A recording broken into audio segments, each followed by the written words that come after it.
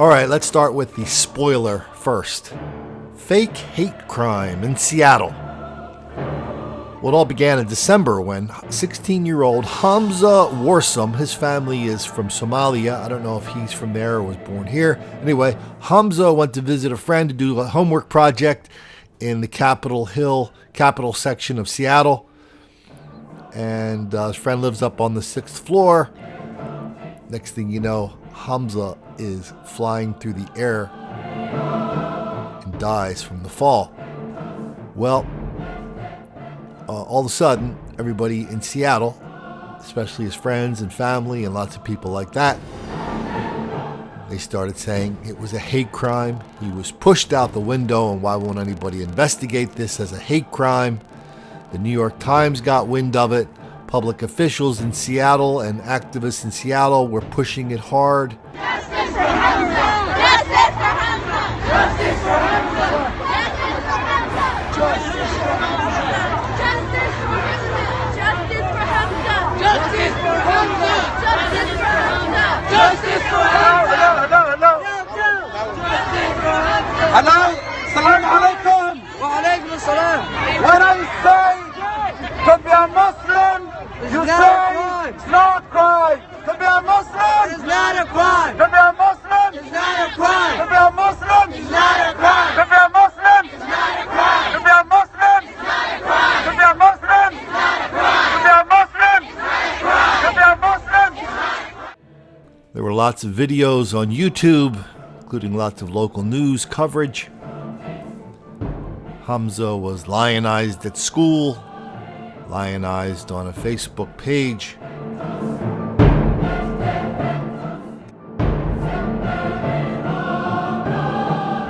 And of course, a GoFundMe page.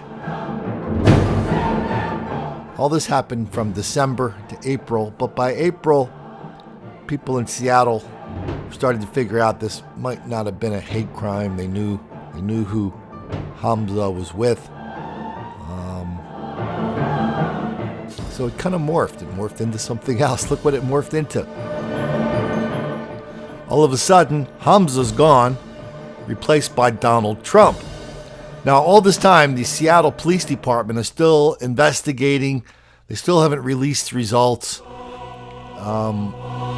That wouldn't come till just a couple days ago. I mean, it took months and months and months while everybody's out there saying this is a hate crime. Meanwhile, this kind of morphed. While it morphed into Trump, it also morphed into something that we just saw in Iowa a couple days ago. There we saw the student at the University of Iowa, the black guy. He said he was attacked by a bunch of white kids for no reason whatsoever, and they started hurling racial slurs at him. But it all turned out to be the opposite. Video showed he was the aggressor, he was the attacker, and when somebody fought back and kicked his ass, he invented a hate crime. His family had jumped on the whole hate crime thing, right? Then a couple days later, when we found out it wasn't a hate crime, the family said, "Oh, sorry about that, but this gave us a chance to talk about some important issues and blah, blah, blah." Wow. These people make up stories, they create a hoax, then they assume the high ground to remind us that those of us who are the victims of a hoax, we're the victims for a very good reason. That we're bad people. We would have done it had we had the chance. We would have killed this kid had we had the chance. And by the way, Donald Trump would have killed him too had he had the chance. Well, we just found out what really happened a couple days ago.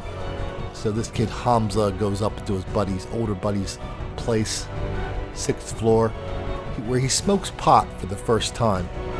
This is not fairyland marijuana. This is industrial grade, high THC content pot.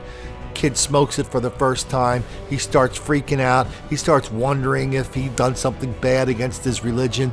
Then he opens the door and he jumps out the damn window. From 6 stories up.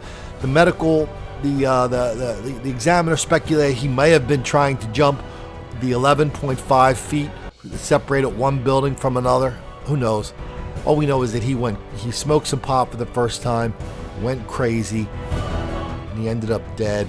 And everybody turned that into a hate crime, which makes us wonder what the people who were fomenting all this hate crime talk, what were they smoking? And you have to wonder what all the people at the New York Times, what all the people in the local media in Seattle, what all the people who made all those YouTube videos, what they were smoking.